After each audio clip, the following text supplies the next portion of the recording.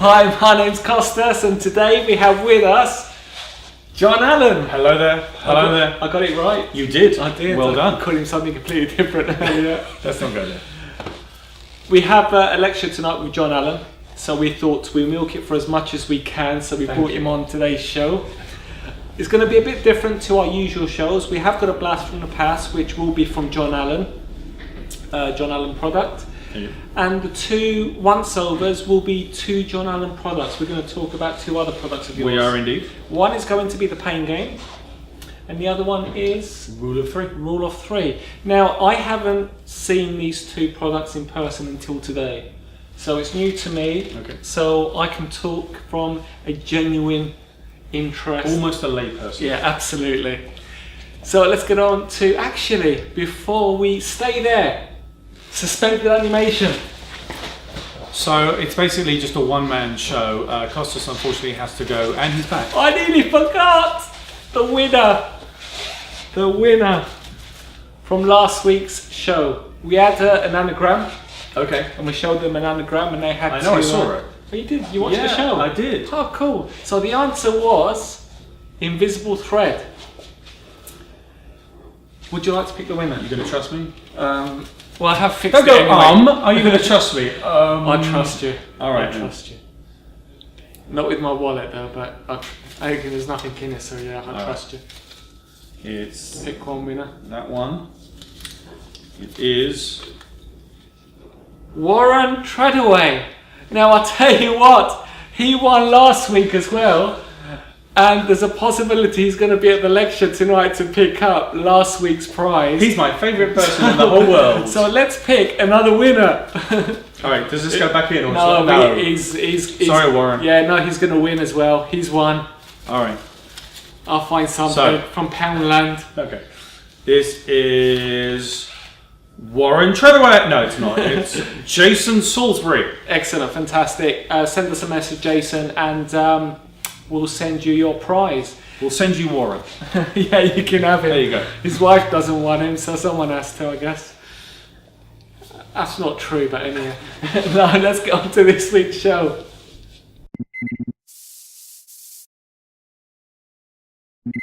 Right, the first once over today is the Pain Game. Now, I've heard a lot about this.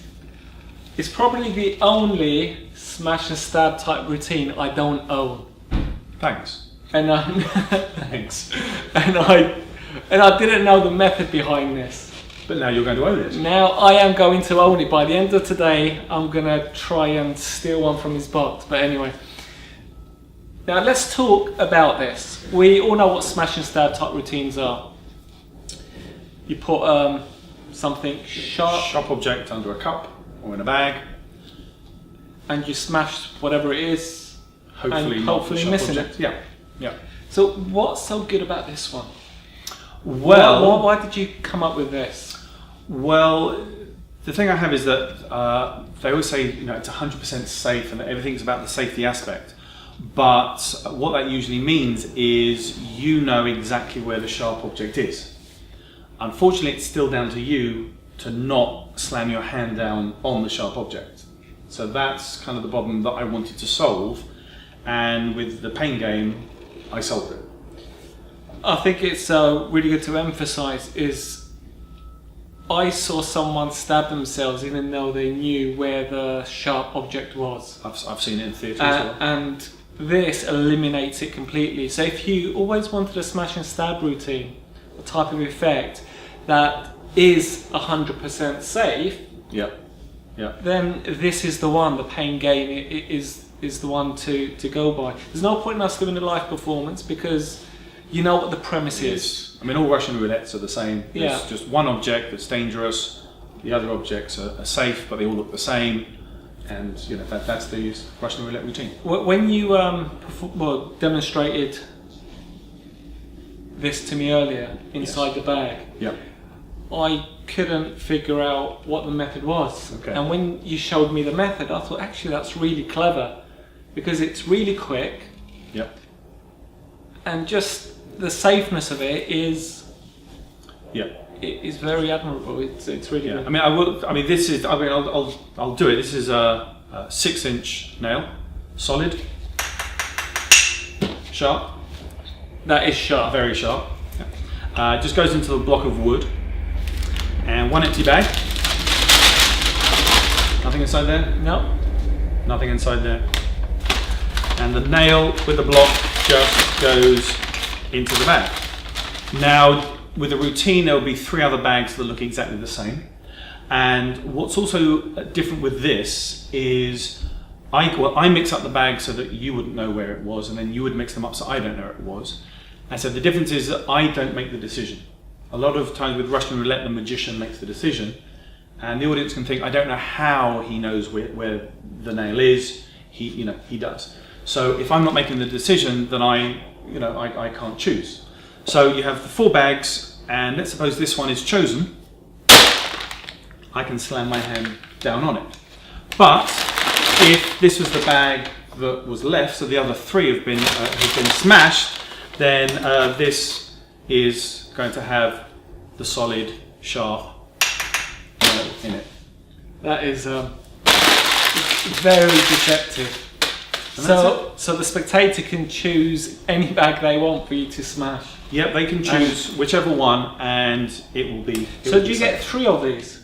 You get everything you need. You get the blocks as well. You also get 40 bags Right. Okay. to get you going. So everything that you need to perform it is there, and obviously the instructional DVD to tell you. Because I will say that you have to go from being dangerous to being safe. That's the same with all of them. It's just with this one, the action of going from dangerous to safe is virtually automatic. You're not relying on hoping to avoid the sharp object. But that's great. So if you want a smash and stab type routine that you can literally bang on any bag and be 100% safe, and the choices are done by the spectator, then the pain game is the game for you. Actually, magic trick for you, I guess. It's not ties, is it?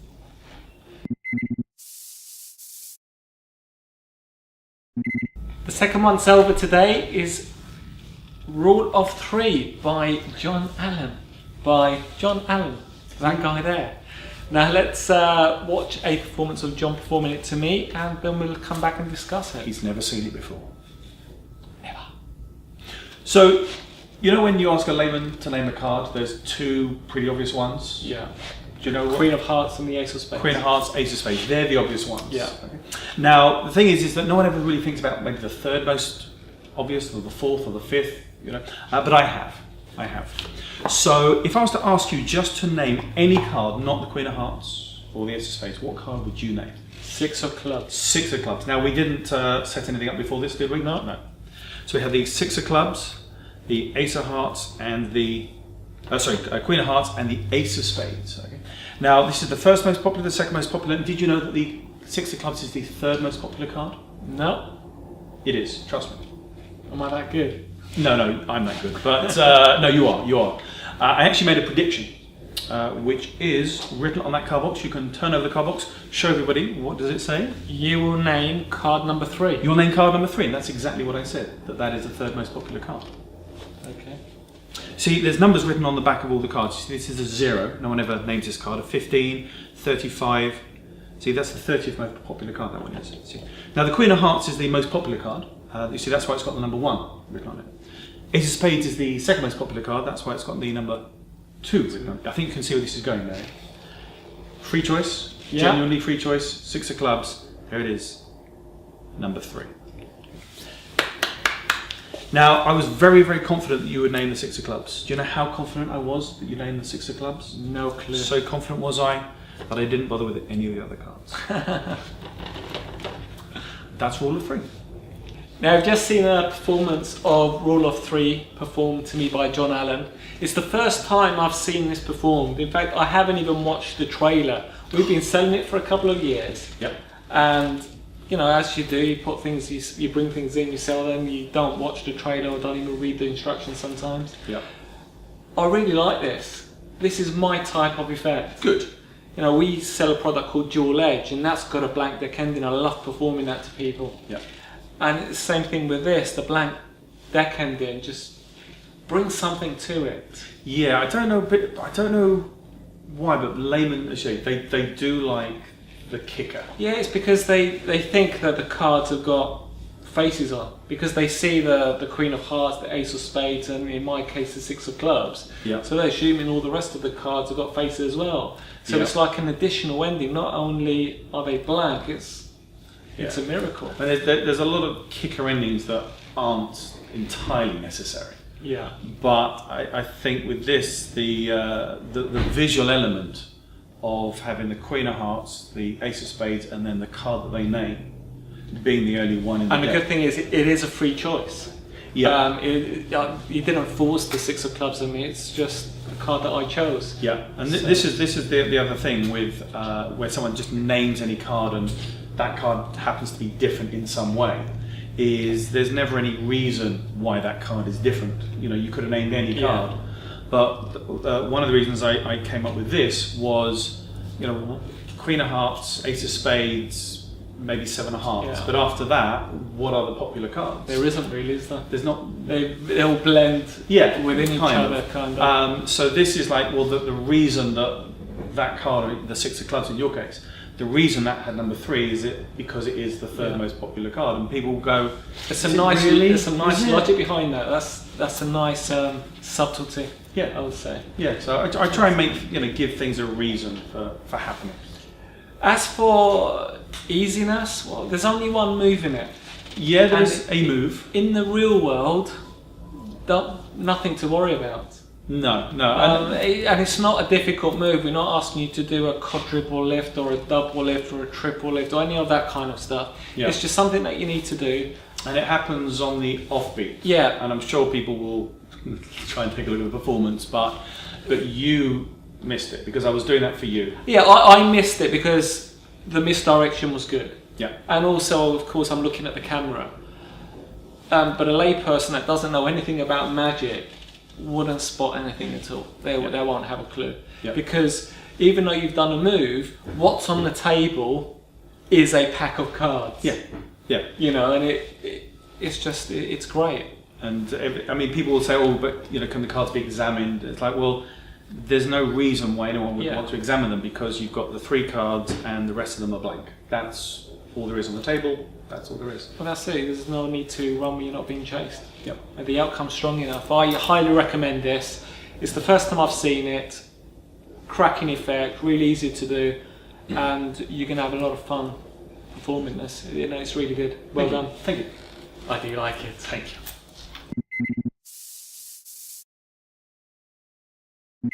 Now this week's question and answer is slightly different.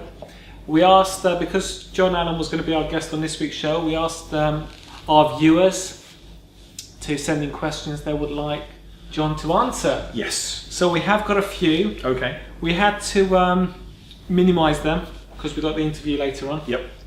So let's start. You're making me work, aren't you? Making me work. Absolutely, we are workhorses here. Go on then. We try and extract every single juice of sweat. Thank you. That's a lovely image. It is. They smell quite nice, actually. Thank you. Right, the first question is, Yes. what's the worst thing that's ever happened to you at a gig? The worst thing that happened was, apart from someone not paying me, but the worst thing was genuinely, I borrowed a lady's ring to do an effect with. It doesn't matter what it was. And it's always nice to get a ring that means something to them, as opposed to, well, here's a cheap plastic one I got in the Christmas cracker. So I said, is it valuable? Is it sentimental? She said, yes, it's my dead mother's wedding ring. So part of me going, okay, so I'm going to have your attention now. And part of me is going, okay, there's a lot of pressure on me as well. So I vanished the ring, and in the routine that I do, I pass the ring from one hand to another. Unfortunately, this time it didn't make it to the other hand, and I dropped it. I don't know what colour I went, but what was to make it worse was I was on like a mezzanine level with some wooden slats, and it's quite dark. And I had no idea what to do, and I just had to go, I'm sorry, sorry, it's not going to work. And she didn't believe me. She Oh, go on, where is it? Go on. She didn't believe that I had actually messed up, and it was one of those moments where you can't go anywhere. You cannot pretend it's going okay. And luckily for me, it had landed on the wood, not the gap. So I was like looking around it, and there it is. I'm very, very sorry. And you know, she wasn't best pleased. So I've now taken a lot of precautions. I'm gonna try not laugh at that. Yeah, but that was the worst. It could have been a lot worse, but it was pretty bad. It's like the good old ring flights using someone's expensive ring and the diamond comes off and stuff like that. Yeah. Ouch. I think there's a trade-off between cheap rings and possible lawsuits. Somewhere in the middle, you want to go. Next question. Apart from Houdini, who in the past would you have liked to work with? Yeah. And it says, who would you like to work with? Yeah. It's an interesting question, a bit strange one, but not who I wanted to have met, but I would have worked for whoever paid the most. Is that? But the magician from the past, I would have liked to have been in on the secrets. I think was Max Malini.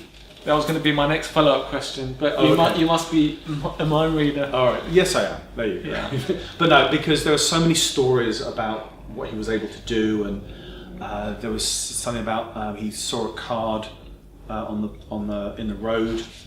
Was it that, or there were cards sewn into a senator's suit? I think it was, or something. So he would set up so many days or weeks in advance. There's a lot of stories, and sometimes you think it's like Chinese whisper creating an absolute miracle. So I would have liked to have worked with him to find out if I was asked to go to the to get the card sewn into the suit. So Max Malini. That's a nice one.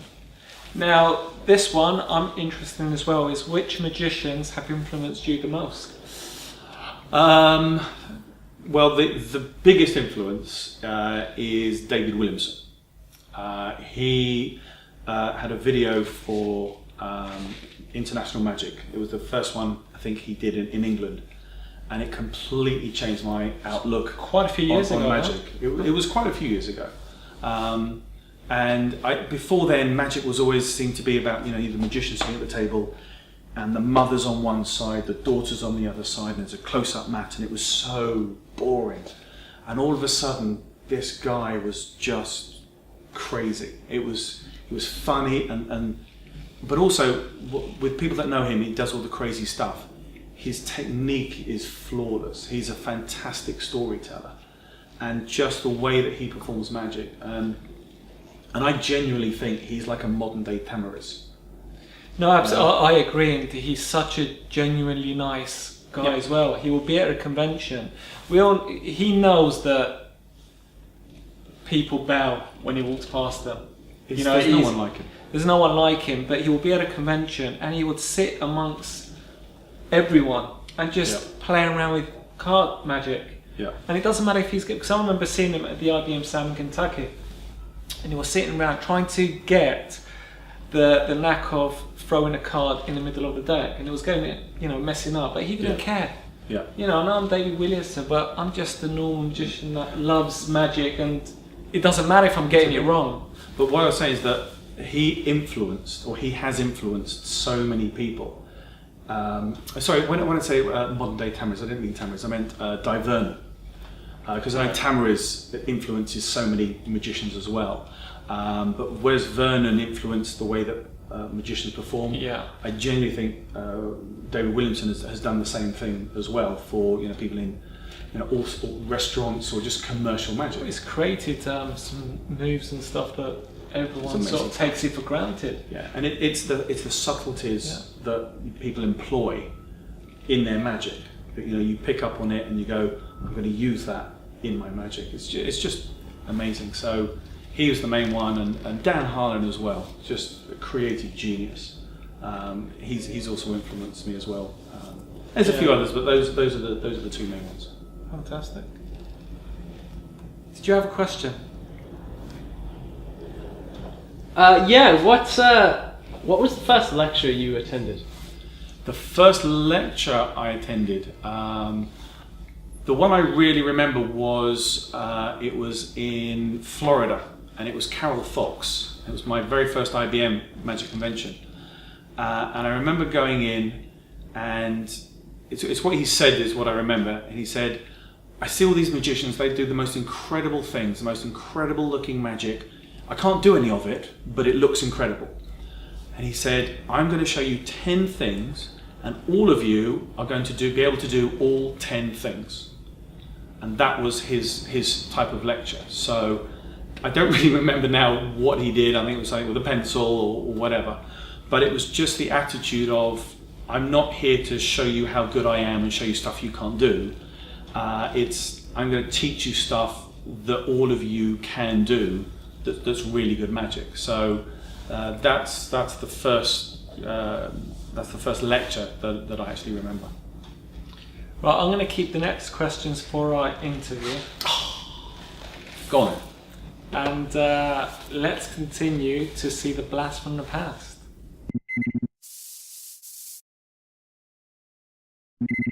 Hi, I'm John Allen, and we're going to be doing the blast from the past. Now we've got a load of products inside this bag. So could you just reach inside and pull one out, see what we're going to be doing today? It's Double Back. By John Allen. I wasn't set up for that, but I'll give it a go. So, whenever people see magicians, they'll say it's the quickness of the hand that deceives the eye, and magicians always trying to distract you. So I won't be doing anything like that. I'm just going to show you the values and suits of the cards. Yeah. Show them as well. And I'd like you to remember the values and suits of those cards. See if you can remember them. Yep. Okay, time's up. Yeah. Firstly, how many cards? 4.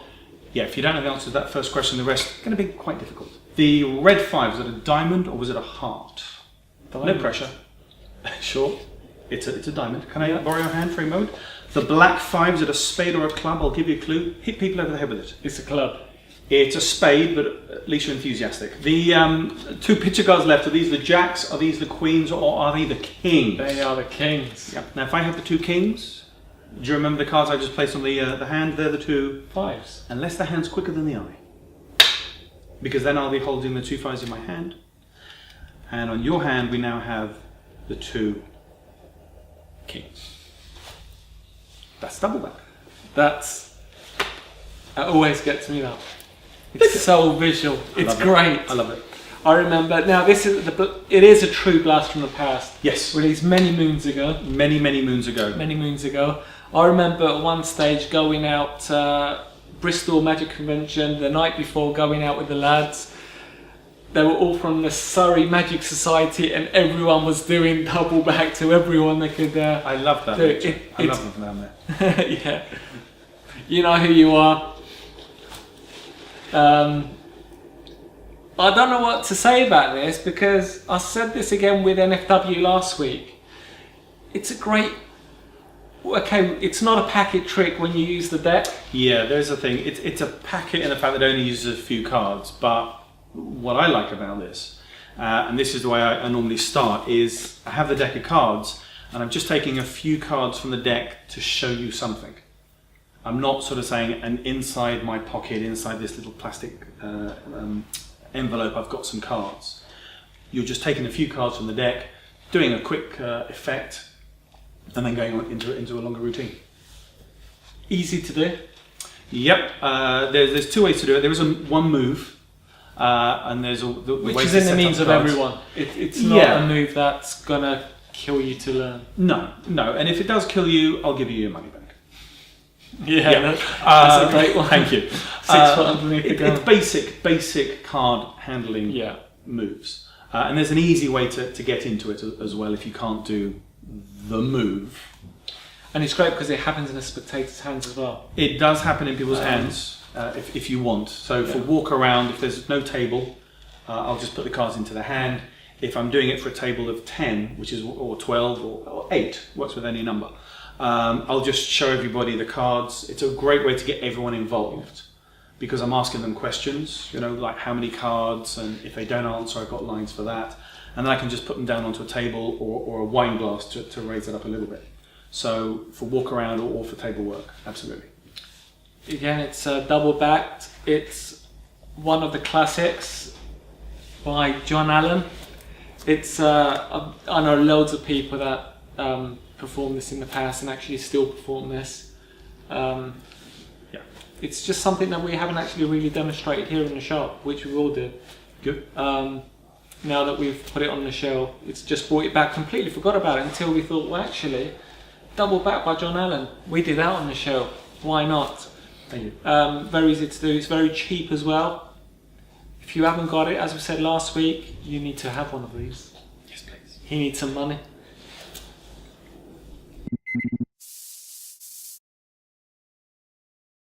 What's next? We'd like to thank you for being on this week's show. My pleasure. The day's just started. We're just about to do an interview. It's 7 o'clock in the morning. Yeah. We're going to go and have breakfast, come back, get ready for the lecture. Yes. What are we doing now? What we're going to do now, we are going to say thank you to everyone. We've got loads of things happening at the Tau. Tonight we've got the lecture by John Allen. Sometime in the future you will see the interview we are going to be doing in the next 15 minutes. We haven't got a competition this week, but I'll tell you what, we will have one, just random. Post below, we like Double Back. It's a great effect, and we will choose a winner, and I will send you a Double Back. Just one. Just one, But or you have to share it around. you have to share it around. Well, we're going to pick in next week's show. Oh, winner, okay. As we usually do. That's it. I can't remember what it is. What do you want them to say? I like Double Back because. I love Double Back. ... Because ... Yeah. ... Fill it in if you want. Don't fill it in. We'll still add you into the... You're not really into this, are you? I'm just making it up. We never had one planned, but you know, that's it. We Okay. love Double Back ... Because. As many dots as you want, because fill it in. And who's going to win? Who's the guy who always wins? Warren tried the way he might win next week as well, you know. Good luck, Warren. So next week we put everyone in the hat, and the prize will be a Double Back. Actually, no, it's not going to be a Double Back because we want you to buy a Double Back. I'm going to find something for you. So buy a Double Back and we give you another prize instead. We are making this up. Let's go until next week. You See can win the later. camera. You can win this very camera. Good job. It's a cardboard copy.